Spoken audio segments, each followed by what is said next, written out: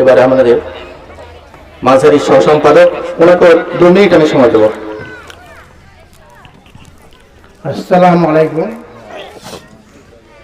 মাননীয় সভাপতি মহাশয়, সম্পাদক, ম্যানেজিং কমিটির সদস্য, শিক্ষক মণ্ডলী, অভিভাবক মণ্ডলী ও ছাত্রছাত্রী সকলকে জানাই আমার আন্তরিক সালাম। আসসালামু আলাইকুম। আজকে প্রতি বছরের ন্যায় আজ 2026, আজ বাৎসরিক ক্রীড়া প্রতিযোগিতা। এই ক্রীড়া প্রতিযোগিতা শিক্ষকরা অক্লান্ত পরিশ্রম করে 3 দিন পর আজ ফাইনাল খেলায় আজ প্রাইজ বিতরণ অনুষ্ঠান সভা। এই সভায় প্রত্যেকটা ছাত্র যে প্রাইজ পাবে এটা নয়, আগামীতেও পাবে। শিক্ষা যেমন দরকার তেমন খেলাধুলা দরকার, শারীরিক গঠন এটা অত্যন্ত দরকার। তা আমি মনে করব গার্জেনদেরকে বা ছাত্রছাত্রীদেরকে অনুরোধ করব, যিনারা পারেনি তিনাকে তুচ্ছ না করে আগামীতে যাতে ভালো করতে পারে সেদিকে দৃষ্টি দেবে। বিশেষ করে আজকে আমাদের এই অনুষ্ঠানে আমরা এমন একজনকে পেয়েছি, আমাদের এই শিক্ষক, আমাদের এই মাদ্রাসার হাতে গড়া শিক্ষক।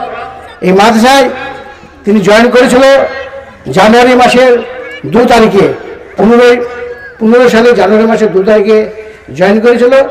অত্যাধিক পড়াশোনার চাপে তিনি 31শে ডিসেম্বর 2024 তিনি এখান থেকে রিজাইন দেয়। মানে পড়াশোনার ক্ষেত্রে WBCS পড়তে গেলে অনেক খাটনি হয়, তাই তিনি অক্লান্ত পরিশ্রম করে দেখে দিয়েছেন যে আমাদের চেষ্টা করলে অনেক কিছু হয়।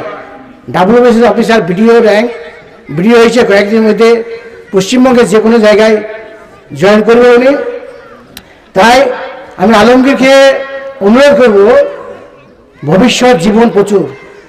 আজকে ওনার বয়স প্রায় 32+, চাকরি করে প্রায় 24+, এখনো মানে 23+, মানে 65 বছর ভিডিওদের চাকরি। সেই হিসাবে তিনার জীবনে যেন এরকম সততা থাকে।